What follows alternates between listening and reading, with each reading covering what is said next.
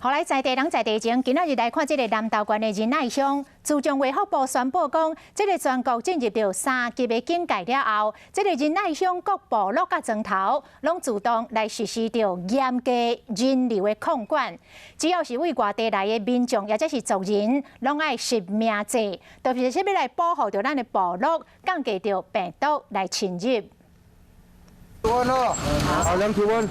不好意思，量一下体温。 防疫升到3级的警戒了后，真侪原乡部落就开始加强防疫工作。仁爱乡发地村就招部落的青年，伫部落重要路口设检查站，大家轮流做，对出入部落的人量体温做宣导，希望讲有效防止病毒的侵入。我们是基本上是从8点开始就开始这个防疫站，